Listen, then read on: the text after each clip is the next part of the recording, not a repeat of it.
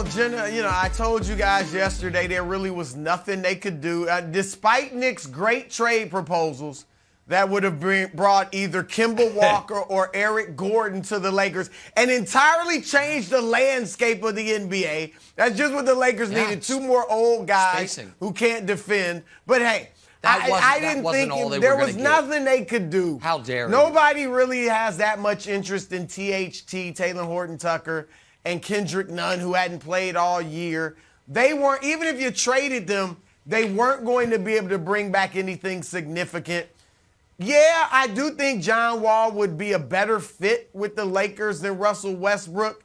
But is he changing their fortunes? Is he making them as good as Phoenix and Golden State? No. So I get them holding on to the pick. I don't think it's a great pick, but I get them holding on to it. So there just wasn't anything for them to do that was going to really shake up things. So I'm not surprised, Nick, that they're standing pat. Now, the question now, the one move they have left is bring Russ off the bench. And what they need to do is sit down with Russ and say, show him film of Kevin McHale, the all-time great Hall of Famer who came off the bench. And John Havlicek, the all-time great Hall of Famer who came off the bench. If they can do it, Russ can do it. So that's what they got to do, see if they can make that move. But, yeah, there were no big deals for them to make, Nick. All right, so a few things. First of all, I'm not sure how much Russ is going to necessarily relate to Havlicek's game or career. Maybe show him film of Melo in Portland. Maybe it's like, hey, buddy, maybe have Melo sit down with him. Like, hey, man, this can work. So I would maybe tweak that a bit. So I have two big takeaways, Wilds. The first one is this. I never want to hear again from anyone on Twitter or anyone on this show, most notably you, that, the only reason Russ is there is because LeBron made him do it.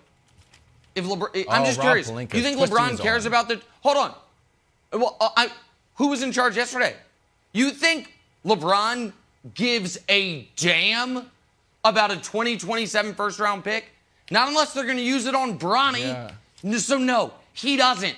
The idea that LeBron's in charge of everything, but at the deadline, Wendy reported, and Wendy was all over everything about the deadline yesterday, that they could have gotten Wall and Gordon. They had a deal done, except Houston insisted on them including the pick, and the Lakers wouldn't. So don't tell me anymore LeBron's running the show, because if Pelinka can come in and say we won't trade the pick, Pelinka or Kurt Rambis or Linda Rambis or whomever the hell it is running things over there could have said we're not getting Russ. Did LeBron want Russ? Obviously. But someone could have vetoed it. That's the first point. Second point is this, and this is maybe more noteworthy. This is them burning the boats. Like Cortez in the 1500s, this is all we've got. So make it work. There are no more parachutes, Wilds. Timely reference. And I think your idea yesterday is the right one.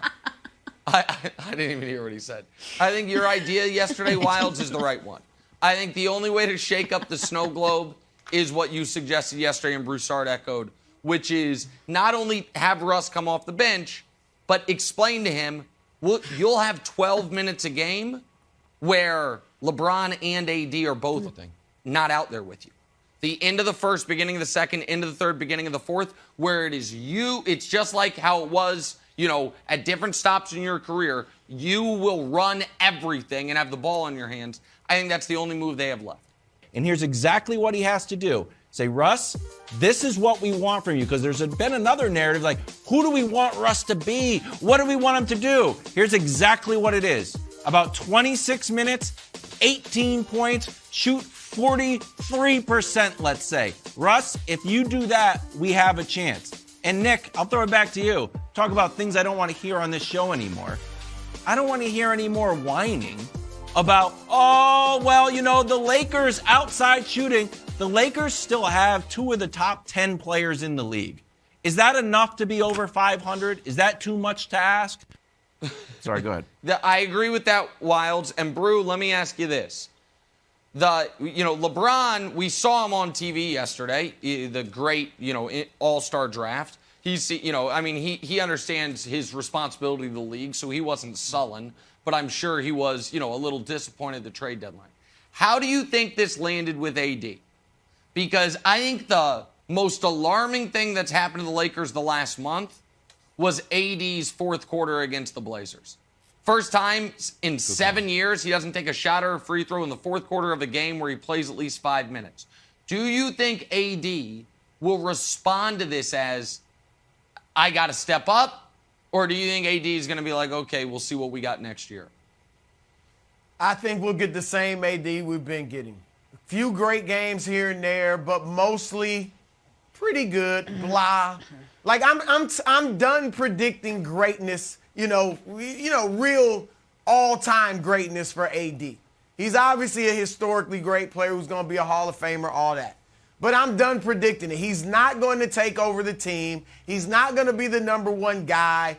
With the time for him to grab the bull by the horns was after they won the championship. It should have been his team from that point on. And LeBron, look, if LeBron was the second best player on the team right now, at his age, they'd still be very good. It's just that at his age, he can't carry the team anymore. And so AD, everybody's killing Russ, but AD has failed them big time. And so I wish he would step up, Nick, but no, I'm not predicting it. And while I'll say this about Russ, look, Russ has shown willingness to do whatever they're asking. You want me on the ball? Fine. You want me off the ball? You want me pushing it? You want me in the dunker spot, screening, moving without the ball? I'll do it. Look, this is a tough ask. We saw Melo laugh about it, remember a few years ago when he was first told about going off the bench. Didn't take it first, right. But I think Russ maybe will accept it because he's got to understand the only thing that can help him is winning a championship. It doesn't matter if you average 29-7 and you go out in the first round. You got to win this championship or at least get close. Thanks for watching. Subscribe here to get the latest from the show. Also, be sure to check out more of the best clips from First Things First, or go watch a few segments from our other shows on FS1.